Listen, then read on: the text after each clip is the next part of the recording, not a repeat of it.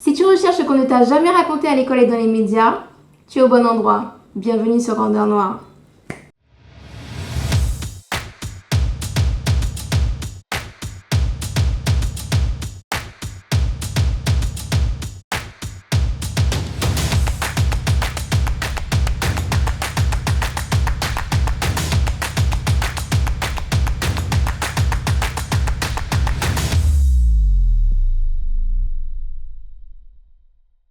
N'oubliez pas que vous apportez une aide considérable au projet de Grandeur Noire simplement en laissant défiler les publicités. Merci d'avance et bon visionnage. Ravie de vous retrouver chez vous en ce temps de confinement. J'espère que vous vous portez bien, que toutes les personnes à qui vous tenez se portent bien. Bienvenue à tous les nouveaux arrivants. J'en profite pour vous faire savoir qu'un documentaire Grandeur Noire est en pleine préparation et qu'une cagnotte Litchi existe pour pouvoir soutenir ce projet documentaire.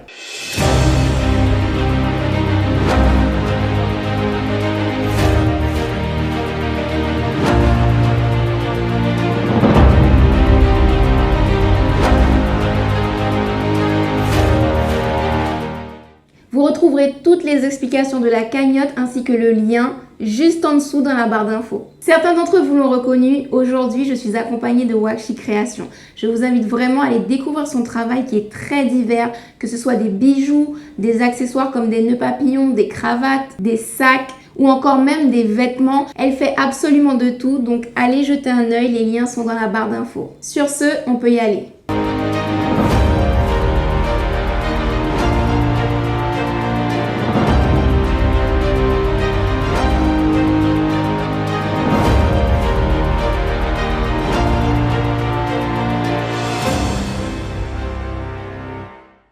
Le but de cette vidéo est de vous éclairer sur certains faits de la série Madame C.J. Walker. J'y présenterai des faits, certes, mais je donnerai également mon opinion concernant certains choix de la réalisatrice. Si vous appréciez les revues Grandeur Noire sur le cinéma, je vous invite à aller consulter celle sur le film Black Panther. La vidéo est en lien dans la barre d'infos, vous pourrez aller jeter un œil juste après celle-ci. Pour en revenir à la série Self-Made, Madame C.J. Walker, la première des choses à rectifier est que Madame C.J. Walker n'est pas la première millionnaire autodidacte des États-Unis. Une autre femme l'a devancée dans le même domaine. Il s'agit de Annie Turnbow Malone. Fille de 2 esclaves, elle naît en 1869, c'est-à-dire 4 ans après l'abolition de l'esclavage aux États-Unis. Elle a un parcours extraordinaire puisque malgré une époque de ségrégation extrêmement dangereuse, elle a eu l'opportunité d'aller à l'école. En plus, elle s'est avérée extrêmement douée en chimie. Malheureusement, à cause d'une santé fragile, elle est obligée d'arrêter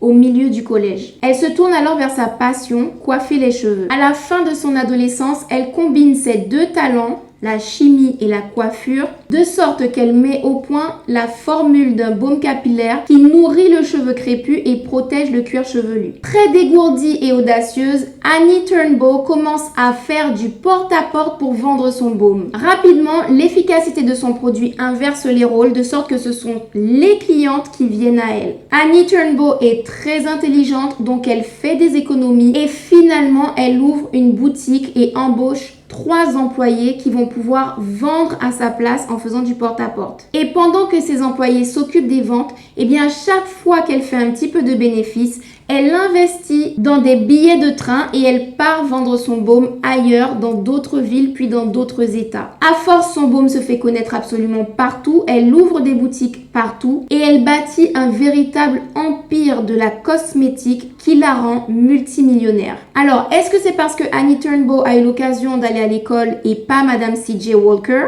Est-ce que c'est parce qu'elle a démarré de moins loin que Madame C.J. Walker qui travaillait dans les champs de coton dans le sud des États-Unis? Ou est-ce que c'est parce qu'elle a vécu beaucoup plus longtemps que Madame C.J. Walker qui a été frappée par la maladie? Impossible de savoir, toujours est-il que le mythe de la première millionnaire autodidacte a été attribué à Madame C.J. Walker et Annie Turnbow, qui est la véritable pionnière, a été jetée dans l'oubli. Alors qu'elle a accompli la prouesse d'être la première personne qui met au point et qui commercialise un produit qui prend soin du cheveu crépus. C'était extrêmement avant-gardiste après 300 ans de dénigrement, voire même de persécution du cheveu crépus. Il faut savoir que les Africaines déportées avaient le crâne rasé à l'arrivée en Amérique, de façon à marquer la coupure avec leur ancienne vie, leur culture et et surtout leur identité. J'y reviendrai lors de l'épisode sur les cheveux crépus, mais sachez juste que dans toutes les sociétés africaines du nord au sud, de l'est à l'ouest, les coiffures avaient une dimension hautement identitaire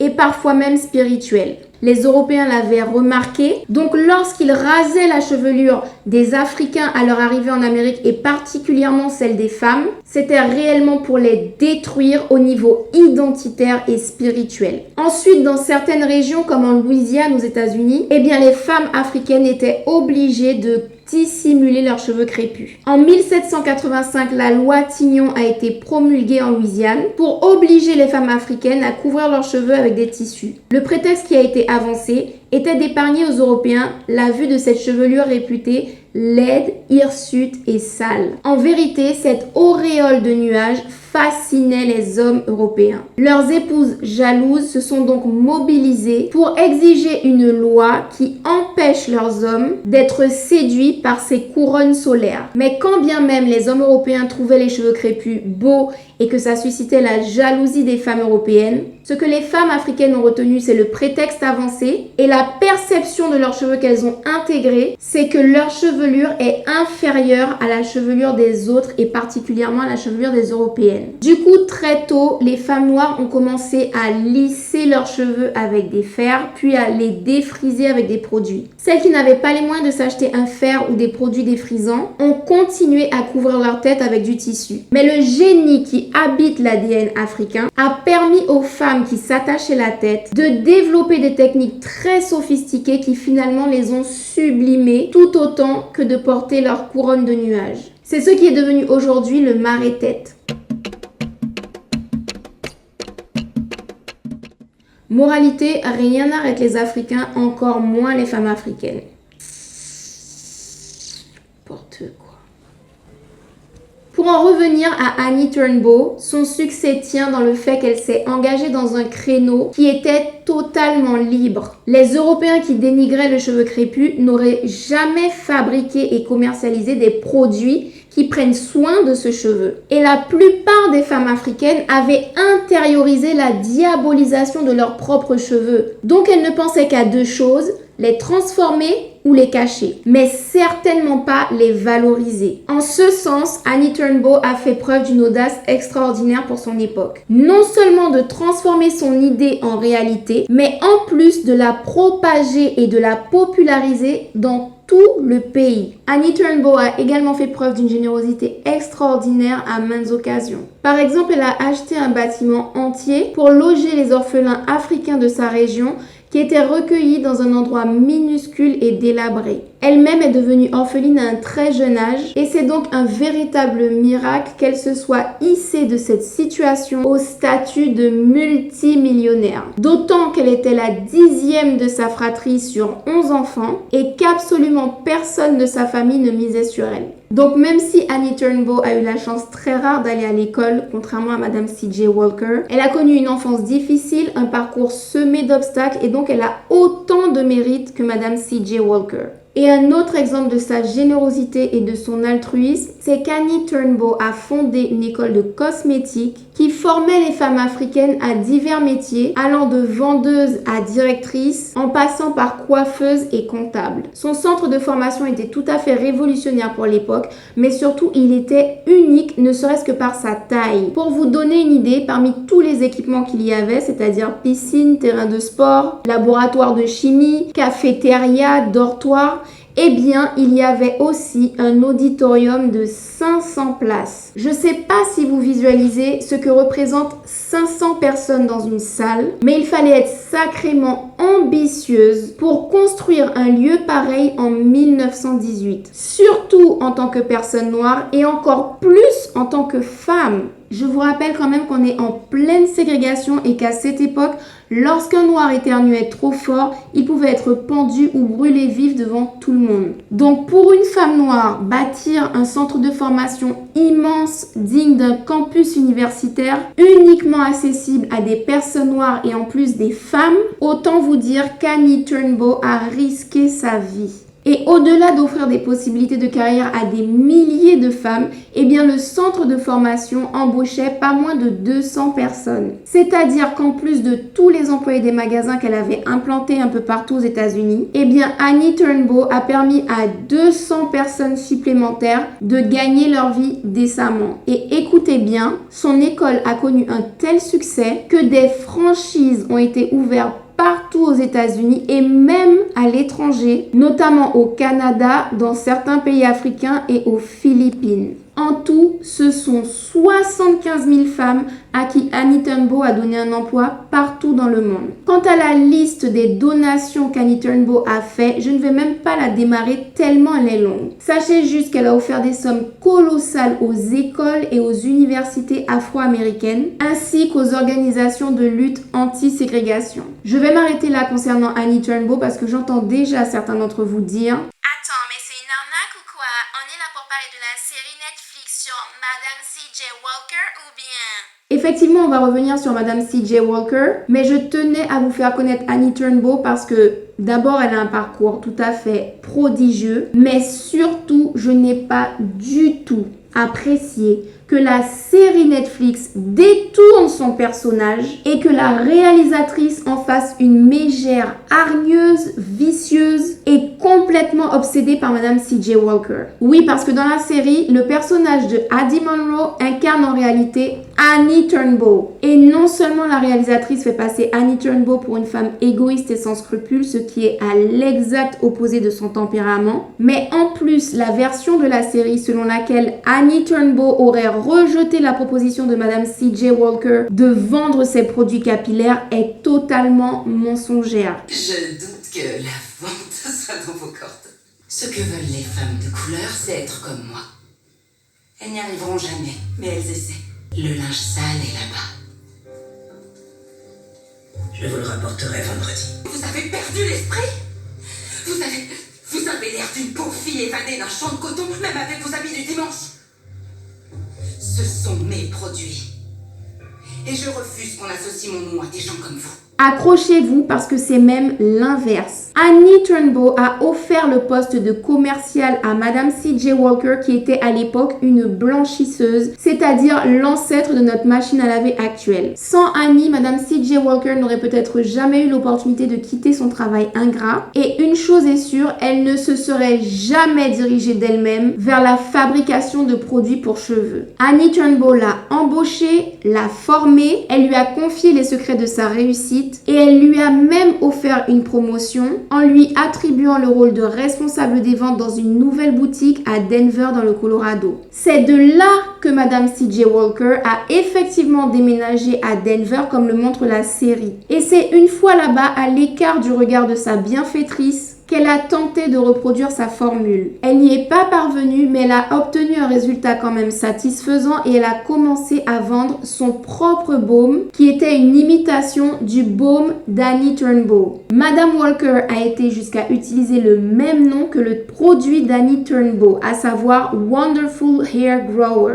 Lorsque les ventes de son imitation ont commencé à décoller, c'est Madame C.J. Walker qui a décidé de quitter l'entreprise d'Annie Turnbow. Rétablissons bien les faits, Annie ne l'a pas renvoyée et elle n'a jamais refusé de lui laisser sa chance. D'autre part, Annie Turnbow n'a jamais fait une fixette sur la réussite de Madame C.J. Walker puisqu'elle était déjà immensément riche. On pourrait presque dire que c'est le contraire puisque Madame C.J. Walker a reproduit toutes les méthodes que Annie Turnbow lui avait confiées. C'est-à-dire faire du porte-à-porte pour démarrer, publier des publicités dans le journal de la ville ou encore offrir des baumes gratuitement au début pour attirer la clientèle. La série fait croire que Madame Walker a eu ses idées de façon spontanée alors qu'elle n'a fait qu'imiter du début à la fin Annie Turnbow. Je ne sais pas si c'est le karma qui l'a rattrapée, mais Madame Walker a perdu la vie à 51 ans seulement. Elle venait tout juste de s'enrichir qu'elle a été foudroyée par un problème de rein. En sachant que Madame Walker s'est convertie en vendeuse pour Annie Turnbow à 38 ans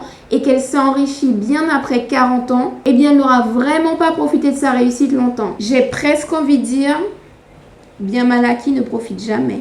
De son côté, après le vol de Madame Walker, Annie Turnbow a protégé tous ses produits avec un copyright. Elle a continué de se développer, de s'étendre partout dans le monde et arrivée au sommet de son succès, eh bien elle a vécu paisiblement jusqu'à 88 ans. Et pour en revenir au mythe de la première millionnaire autodidacte, sachez que Annie Turnbow est devenue multimillionnaire au début des années 20. Tandis qu'à son décès en 1919, Madame Walker avait une fortune qui s'élevait à 600 000 $.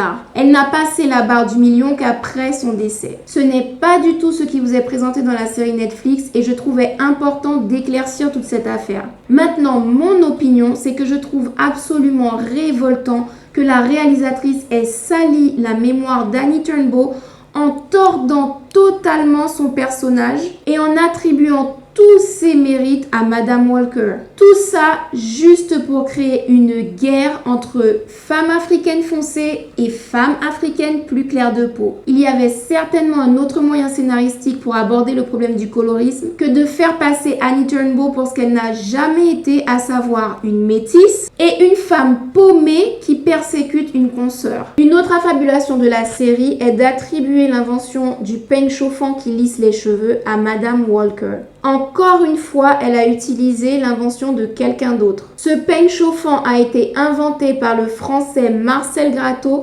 alors que Madame Walker était encore une enfant. Par contre, vu le succès de sa marque, c'est effectivement Madame Walker qui a popularisé l'utilisation de ce peigne aux États-Unis. Les différents mythes qui exagèrent les réussites de Madame Walker sont sûrement dus à son parcours tragique. Et en effet, Madame Walker est née seulement 2 ans après l'abolition de 2 parents à peine libérés de l'esclavage. Elle a grandi en travaillant dans un champ de coton plutôt qu'en allant à l'école. Elle a été mariée à 14 ans à un homme plus âgé qu'elle, après avoir été abusée pendant plusieurs années par son beau-frère. À 16 ans, elle était déjà maman de son unique enfant, Alelia Walker, et à 20 ans, elle était veuve. Ensuite, elle a dû fuir le sud des États-Unis pour échapper au Ku Klux Klan. Dans le nord, elle est devenue cuisinière pour subvenir à ses besoins et ceux de sa fille. Et finalement, elle a atterri blanchisseuse à laver le linge sale des gens. Elle a eu un deuxième mari, ça n'a pas du tout fonctionné, puis un troisième, celui qu'on voit dans le film. Et ce n'est qu'à partir de là que sa vie va commencer à se stabiliser. Et c'est le nom de son troisième mari qu'elle va utiliser pour sa marque, Charles Joseph Walker. C.J. Walker. Alors, quand on reprend son parcours dès le départ, effectivement, son ascension est remarquable. Mais vaincre toutes ces difficultés pour réussir à bâtir un empire dans la cosmétique et à devenir millionnaire, eh bien, ça suffit déjà amplement à susciter l'admiration et le respect. Il n'était pas du tout utile pour la réalisatrice de lui inventer des mérites qui n'existent pas. Donc, avec une histoire aussi riche et un succès aussi spectaculaire, je ne comprends juste pas le besoin de la réalisatrice de mélanger cette biographie avec de la fiction. Un troisième reproche que je me permets de faire à la réalisatrice, c'est d'avoir insisté sur des valeurs négatives et sur des clichés qui desservent les peuples africains depuis des siècles. La carrière de Madame C.J. Walker était suffisamment remplie d'aspects positifs pour ne pas avoir à monopoliser l'attention des spectateurs sur des faits insignifiants par rapport à la densité du parcours de Madame Walker. Par exemple, la réalisatrice a inventé 2 trahisons qui n'ont jamais eu lieu. La première, ce sont des employés de Madame Walker qui acceptent de partir vers la concurrence. Sachant que le personnage d'Addie Monroe incarne en réalité Annie Turnbow et que celle-ci n'a jamais cherché à nuire à Madame Walker dans la réalité, eh bien cet événement ne s'est tout simplement jamais produit. Madame Walker avait une excellente entente avec les femmes qui travaillaient pour elle parce qu'elle les respectait et qu'elle les encourageait à croire en leurs valeurs. Dans une ère de ségrégation et de misogynie exacerbée, il était très important pour Madame Walker d'améliorer les conditions de vie des Africaines démunies et de les aider à subvenir aux besoins de leurs enfants. Il est donc très peu probable qu'avec une telle éthique de la gestion de son personnel, des employés se soient amusés à la trahir. La deuxième trahison, c'est le mari de la fille de Madame Walker qui va révéler ses secrets de fabrication à sa rivale Addie Monroe. Encore une fois, pour les mêmes raisons que je viens de vous citer, Ça n'est jamais arrivé. Et quand bien même ce serait arrivé, il était beaucoup plus intéressant d'offrir aux spectateurs des actes inspirants que de focaliser notre attention sur des guéguerres insignifiantes qui renforcent l'idée que les Africains, plus que n'importe quelle autre communauté, se nuisent entre eux et passent leur temps à se trahir. Un autre exemple de valeur négative qui est véhiculé par la série, c'est la division à toutes les échelles. La réalisatrice aurait voulu rendre hommage à Willie Lynch qu'elle ne s'y serait pas mieux prise. Conflit entre générations. Madame Walker et sa fille ont une relation chaotique. Ce que fait sa fille n'est jamais assez bien. Elle trouve un mari, c'est pas bon. Elle tombe amoureuse d'une femme, c'est pas bon. Elle s'intéresse à l'art, ce n'est pas bon. Conflit entre femmes africaines avec sa rivale Addie Monroe. Conflit entre hommes et femmes. Le mariage de Madame Walker tourne au fiasco. Celui d'Addie Monroe aussi. Et celui de la fille de Madame Walker encore pire. Entre parenthèses,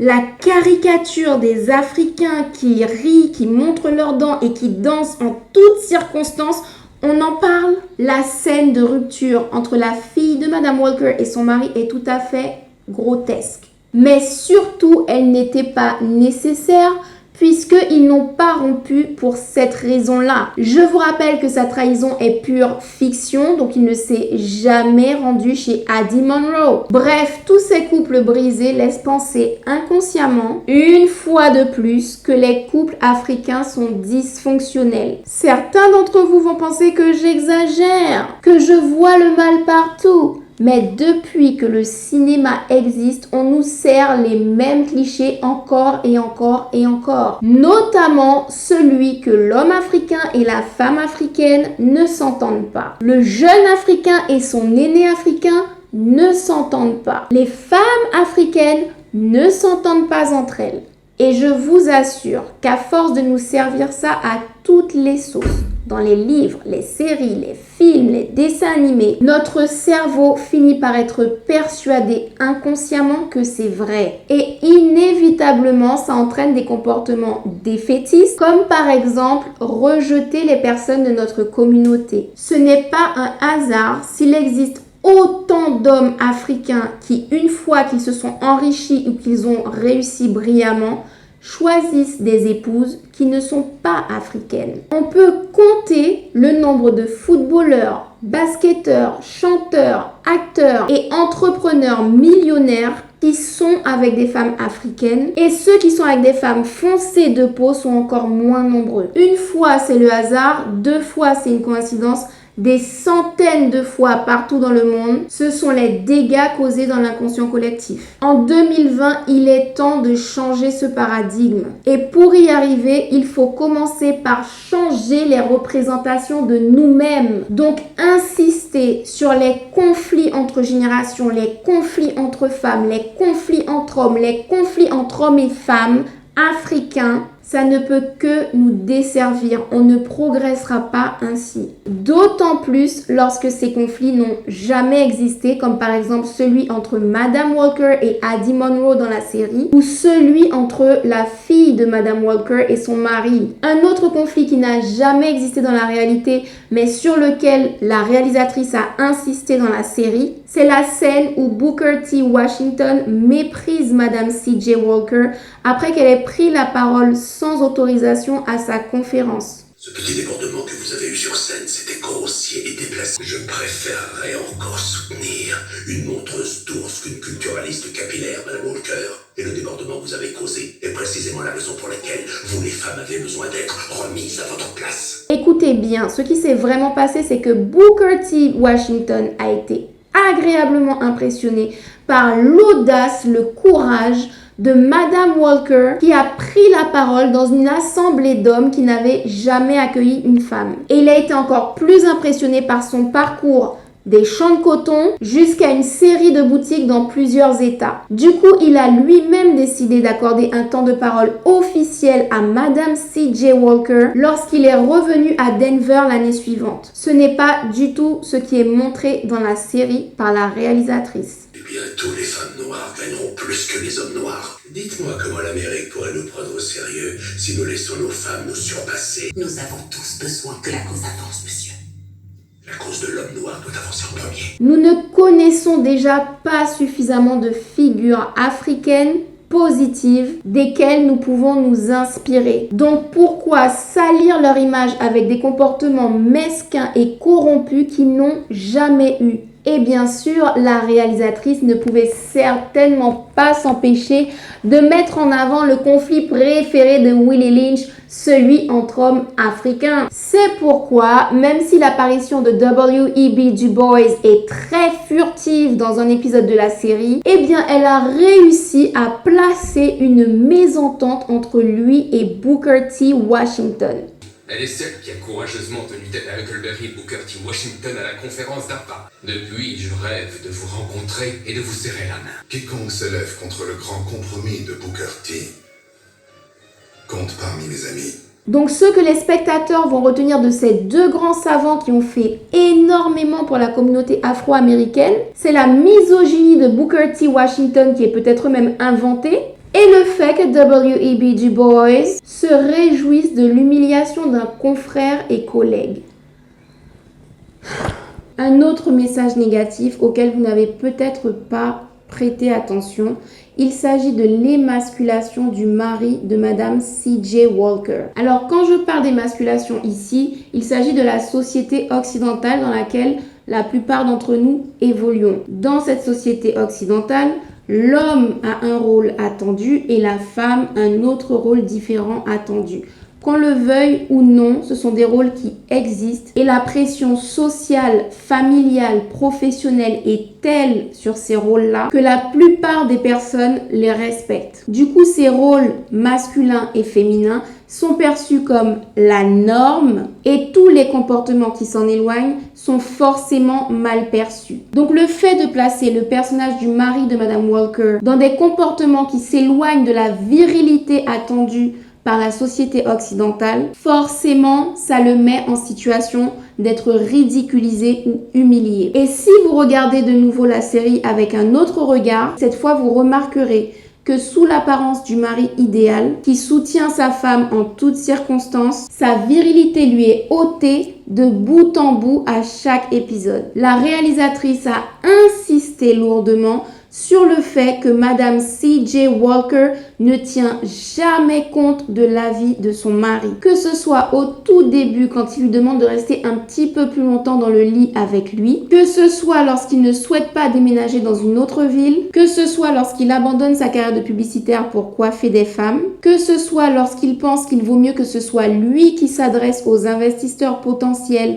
pour l'achat de l'entrepôt, que ce soit lorsqu'il ne préfère pas que Madame C.J. Walker vienne à la conférence de Booker T. Washington qui est réservée aux hommes, que ce soit lorsqu'il refuse d'hypothéquer la maison, ou que ce soit lorsqu'il veut accompagner Madame Walker en voyage pour présenter sa publicité, systématiquement, il se fait écraser par Madame Walker. Et je ne suis même pas sûre d'avoir cité toutes les situations. Ce message est doublement négatif. D'une part, il participe à fragiliser la crédibilité de l'homme africain. Pour une fois qu'il s'agit du portrait d'une femme noire qui a réussi de façon prodigieuse, eh bien, au lieu que soit montrée une influence positive du mari, au contraire, dans cette série, l'époux est rabaissé, humilié, méprisé, sous-estimé et même délaissé. L'autre message négatif, c'est le rôle d'ogresse mangeuse de virilité qui est attribué à Madame Walker. Cette image renforce le cliché de la femme africaine autoritaire qui prend trop de place dans le couple, qui ne laisse pas exister celui qui est censé être son compagnon, son coéquipier, son partenaire, qui ne tient pas compte de ses besoins, qui ne contribue pas à son épanouissement et qui finalement démolit la relation. Et après ces deux clichés qui nuisent à la réputation des Africains, comme si ce n'était pas assez, eh bien l'époux de Madame Walker se réfugie dans les bras d'une femme plus claire de peau qu'elle. La lâcheté du mari de Madame Walker est également très présente dans la série. D'abord, il fait preuve de lâcheté à chaque fois qu'il n'ose pas s'affirmer dans le couple. Il fait preuve de lâcheté lorsqu'il préfère le confort et la sécurité plutôt que les idées audacieuses de sa femme. On manque de bras, on manque d'espace, d'équipement, c'est une maison ici. T'entends, c'est pas ici. On va y arriver, CJ, on peut le faire.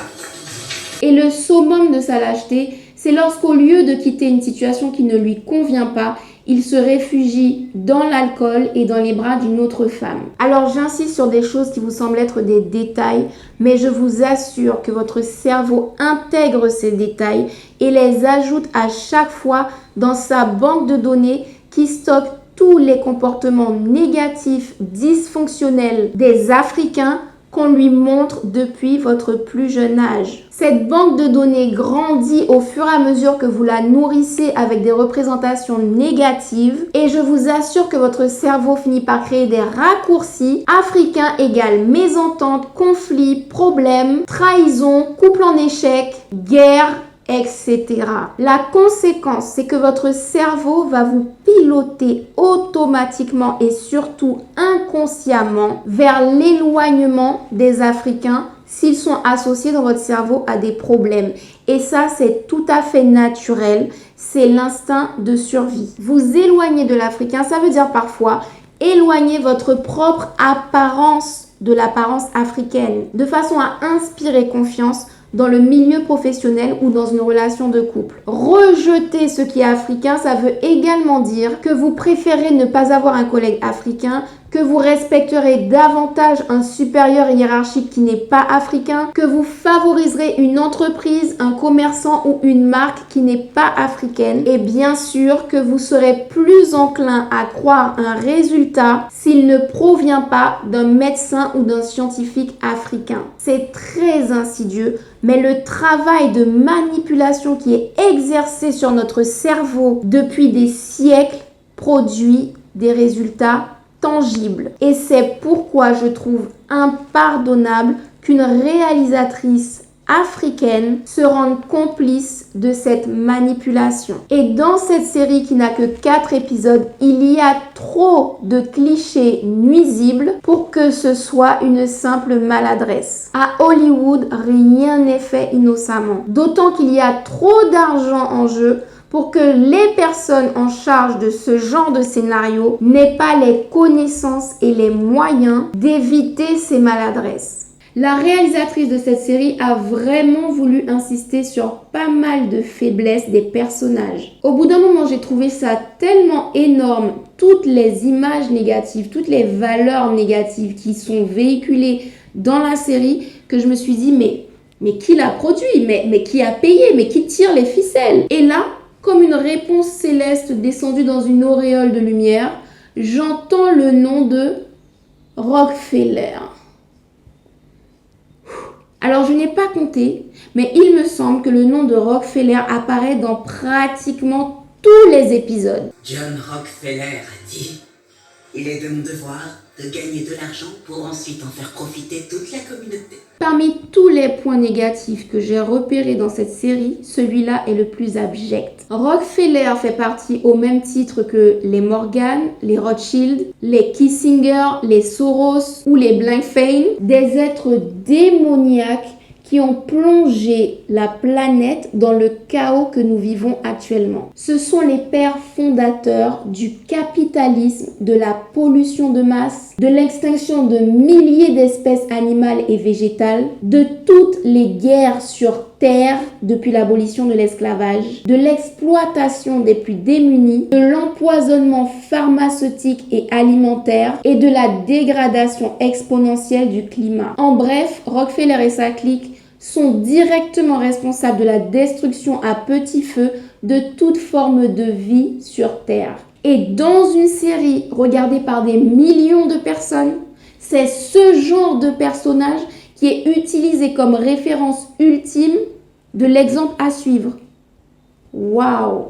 Et comme si le simple fait d'évoquer son nom plusieurs fois dans plusieurs épisodes n'était pas suffisant, il a fallu que la réalisatrice crée une scène de toute pièce qui n'est jamais arrivée dans la réalité, où Madame Walker rencontre John Rockefeller. Alors déjà, si on en croit la série, Madame Walker est en train de se balader dans son jardin et elle marche un petit peu trop loin, donc elle finit par atterrir dans le jardin de John Rockefeller. Ce qui nous pousse à croire que leurs maisons sont mitoyennes, alors qu'en réalité, la maison de John Rockefeller est située à 8 km de la maison de Madame Walker. Si vous recherchez sur Google les plans des deux maisons, D'une part, il y a des enceintes dans chacune de ces maisons et ces enceintes existent depuis que ces maisons ont été bâties. Donc il n'y avait aucun moyen que Madame Walker quitte sa propriété sans s'en rendre compte et atterrisse chez un voisin. Pareil pour John Rockefeller qui déjà à l'époque faisait partie des 5 plus grande richesse des États-Unis. Il avait nécessairement protégé sa propriété avec tous ses tableaux de maître, toute sa vaisselle en argent et sa porcelaine et je sais pas quoi qui est de précieux, avec des murs d'enceinte très hauts, avec une grille et avec des vigiles. Donc une voisine ne pouvait pas juste atterrir dans son jardin en se baladant. D'autre part, et c'est le fait le plus important, John Rockefeller est un des plus grands racistes que la Terre ait porté. John Rockefeller est l'un des premiers initiateurs de la création d'une race aryenne. Il estimait que les personnes blanches, blondes aux yeux bleus appartenaient à une race biologiquement supérieure aux autres. Cette croyance l'a mené à injecter des millions dans une campagne de stérilisation dont le but était de se débarrasser d'une grande partie de la population américaine, notamment les Asiatiques, les Amérindiens, les Noirs et tous les métis. Selon lui, toutes ces personnes étaient à l'origine d'une surpopulation mondiale qui mènerait tôt ou tard à une guerre des classes sociales. Il a donc mis en place des laboratoires et payé des scientifiques de façon à démontrer l'infériorité intellectuelle et psychologique de toutes ces personnes. En tout, ce sont 60 000 femmes en quelques années seulement qui ont été stérilisées à leur insu à cause de John Rockefeller. Les docteurs mentaient à ces femmes et leur faisaient croire qu'ils avaient recours à des soins pour des maladies, tandis qu'en réalité, ils les stérilisaient. C'est John Rockefeller qui a été à l'origine des chambres à gaz. Mais comme il n'a pas réussi à convaincre le gouvernement américain de voter une loi qui permette l'élimination de 10% de la population, c'est-à-dire 14 millions d'Américains, eh bien, il a déplacé ses laboratoires en Allemagne et il a commencé à payer ce qui serait plus tard des docteurs nazis. John Rockefeller a également soutenu le maintien de l'interdiction des mariages interraciaux. Je vous ai mis un article qui traite de tout cela en barre d'infos. Donc, il n'aurait jamais accueilli une personne noire de façon aussi respectueuse et agréable que le montre la série, et encore moins une femme. Madame Walker, Monsieur Rockefeller, je vous rencontre enfin. si vous étiez femme à laisser les mécontents vous malmener, vous n'en seriez pas là. Bienvenue dans le quartier. Ce sont plutôt ces chiens qui auraient discuté avec Madame Walker. Donc pourquoi nous pousser à idéaliser cet homme comme étant non seulement le succès de réussite par excellence, mais en plus comme étant un philanthrope qui donne des super conseils à ses voisins noirs. Il y a beaucoup, mais vraiment beaucoup de choix que je n'ai pas compris de la réalisatrice, mais celui-là, il est inadmissible. Valoriser un personnage raciste qui a fait autant de mal à la planète, ça revient exactement au même que si elle avait fait le personnage principal d'une autre série, admirer Hitler. Je vous ai mis dans la barre d'infos un article qui interviewe l'arrière petite fille de Madame Walker et je vous recommande vivement ceux qui maîtrisent l'anglais d'aller le lire. Elle a travaillé sur le tournage de la série en tant que consultante puisque c'est elle qui détient aujourd'hui tous les documents de la famille, y compris les lettres que Madame Walker échangeait avec ses amis, avec sa fille et avec d'autres personnes et qui sont de réels témoignages d'époque sur ce qui s'est passé ou pas. D'ailleurs, c'est cette femme qui a écrit la biographie de son arrière-grand-mère Madame Walker.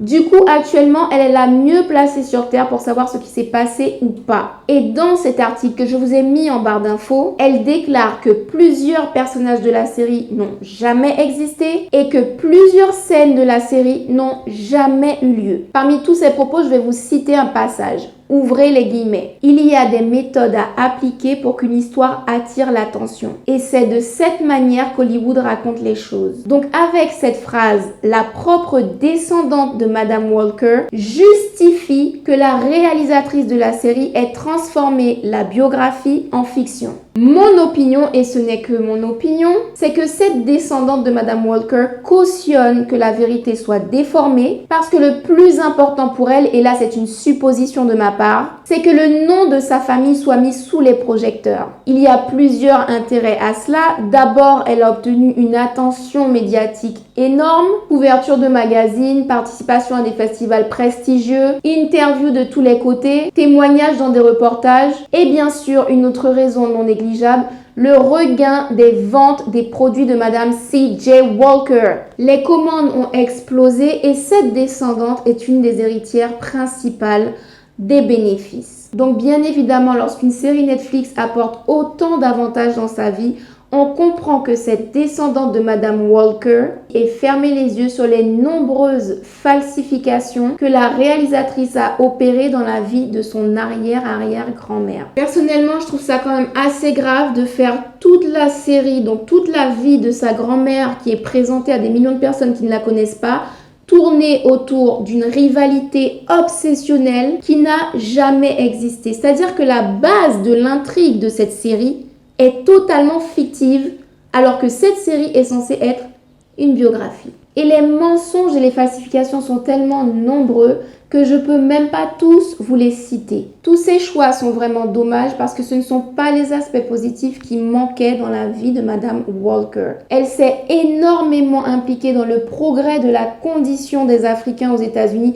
et ça, c'est totalement passé sous silence. Elle a fait des donations astronomiques à des organisations de lutte pour les droits des Africains, à des universités et des écoles africaines. Elle s'est également appliquée à sauver le plus de femmes africaines possible de l'indigence. Non seulement elle leur offrait des emplois, des salaires décents, des promotions, mais en plus elle prenait en charge leurs soins médicaux et les bourses d'études de leurs enfants. Est-ce que la série fait un focus sur ça? Pas du tout. L'histoire racontée par la réalisatrice laisse plus croire que Madame Walker a passé tout son temps à courir après l'argent et après le développement de sa compagnie. Ce sont les valeurs capitalistes qui sont mises en avant plutôt que la générosité, l'altruisme et la philanthropie de Madame Walker. On a vraiment l'impression qu'elle passe à côté des plaisirs simples et de l'essentiel de la vie. La vie de Madame Walker n'était pas aussi pathétique et elle n'a pas passé tout son temps à courir vers l'argent et le succès. Dès qu'elle s'est enrichie, elle a acheté une immense demeure de 34 pièces qui figure d'ailleurs aujourd'hui au patrimoine historique américain. Et ce château a vu défiler les plus grands noms de la Harlem Renaissance. C'était également un véritable QG pour toutes les icônes de la lutte pour les droits des Africains.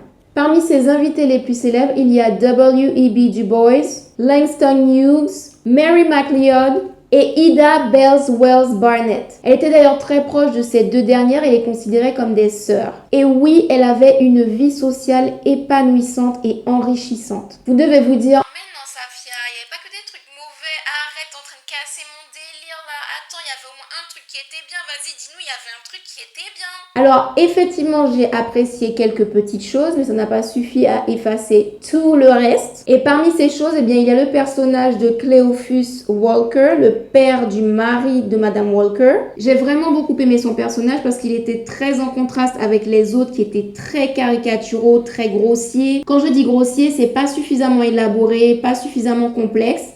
Lui, bien au contraire, il a été l'un des rares personnages, si ce n'est le seul, à apporter une touche de sagesse, des réactions bienveillantes et des paroles sensées. Et dans ce tourbillon de conflits incessants, dans cette apologie du capitalisme, je pense que c'est même lui qui m'a permis d'aller jusqu'au bout. J'ai bien aimé aussi voir les tenues des femmes de l'époque, mais là encore, problème. Les robes sont magnifiques, les chapeaux, les sacs, les couleurs super. Par contre, au niveau des cheveux de Madame Walker, franchement, je sais pas si la directrice artistique a utilisé des perruques ou des laces, mais c'était abusé. La différence de longueur et de texture d'une scène à l'autre, Madame Walker va se coucher avec des cheveux crépus, elle se réveille avec des cheveux lisses ultra longs. Je comprends rien. Le matin, Madame Walker a des cheveux crépus, le midi ils sont défrisés, l'après-midi ils sont crépus, le soir ils sont défrisés. Je comprenais rien. Et le plus abusé, c'était la perruque de geisha. Non mais... Sans commentaire. Je ne comprends juste pas qu'avec un budget pareil, il y ait autant de faux pas capillaires dans une histoire qui tourne autour du cheveu. Sachant qu'en plus, Madame Walker tenait absolument à valoriser le cheveu crépus. Donc c'est vraiment un comble de la représenter les 3/4 du temps avec des cheveux lissés. Elle a consacré sa vie à revendiquer la beauté du cheveu crépus naturel. Tous ces baumes capillaires, tous ces produits sont faits pour que la femme africaine puisse coiffer ses cheveux naturels sans avoir à les transformer. Et dans la série, elle est tout le temps avec des cheveux de plus en plus lisses. Plus elle s'enrichit, plus ses cheveux se lissent. Voilà.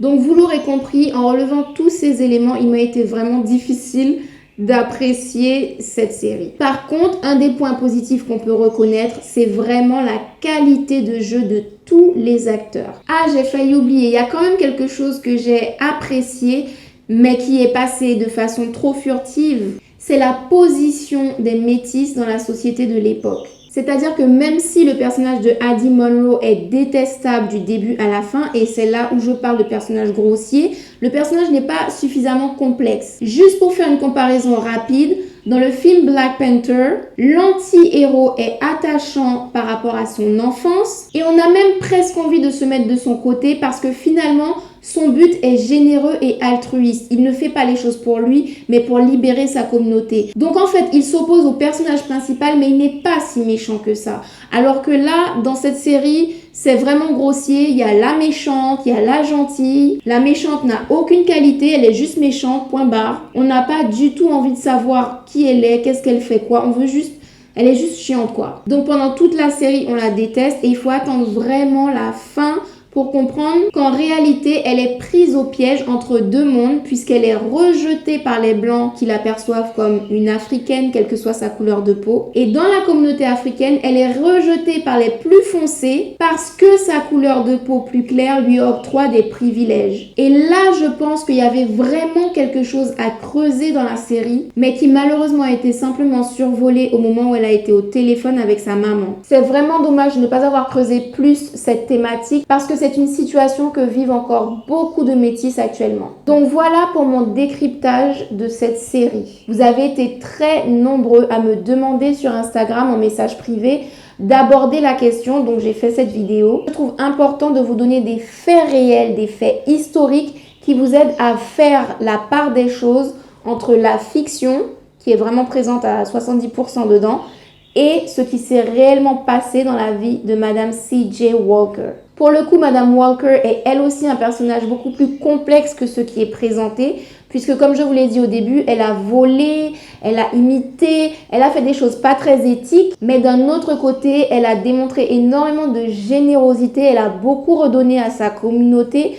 Donc, je pense que c'est ça l'être humain, c'est le yin, le yang, le bien, le mal, tout le monde est capable du bien comme du pire. C'est à nous de trouver l'équilibre. Et je pense que concernant la personne de Madame Walker, même si elle s'est enrichie de façon assez malhonnête par rapport à ce qu'elle a fait à Annie Turnbull, le but final de cet enrichissement a été quand même d'aider énormément sa communauté à progresser. Donc elle ne s'est pas hissée toute seule hors de la misère, elle a essayé d'entraîner le maximum de personnes avec elle. J'espère qu'avec cet épisode, vous comprendrez qu'il faut prendre du recul avec ce que Hollywood nous présente. Et surtout, il faut absolument aller vérifier lorsqu'il s'agit d'une biographie. Parce que oui, la communauté africaine a besoin d'être représentée dans des situations de réussite, mais pas à tort et à travers. Plutôt que de présenter cette œuvre comme une biographie, il aurait mieux valu mettre une petite phrase au début ou à la fin inspirée de faits réels, changer les noms des personnages de sorte qu'il n'y ait pas d'amalgame entre les faits qui n'ont jamais existé, les personnages qui sont fictifs et la véritable histoire des gens qui ont existé. Pour ceux qui ont déjà vu la série, je vous recommande de la revoir avec un regard plus averti cette fois. Ceux qui n'ont pas encore regardé, eh bien j'espère que cette vidéo vous aura servi à ne pas tomber dans certains pièges. Avant qu'on se quitte, je vous rappelle que le lien vers la cagnotte est dans la barre d'infos. Tout est bienvenu, 1, 2, 3 euros. On a passé la barre des 40 000 euros avec des petits montants. Et je remercie toutes les personnes, et elles sont nombreuses, qui ont fait des donations extrêmement généreuses de 100, 150, 200, 500 euros. Il y a des sommes folles qui qui sont donnés sur la cagnotte. Franchement, je sais pas qui vous êtes, je sais pas ce que vous faites dans la vie, mais merci pour le documentaire parce que je vous assure que là, vous avez investi dans du lourd. Et puis, bien sûr, pour le mot de la fin, c'est merci à Wakchi Création. Allez voir ce qu'elle propose. C'est une autodidacte. Allez donner la force pour qu'elle puisse devenir la première femme africaine millionnaire de France. Sur ce, je vous dis à bientôt pour un prochain épisode.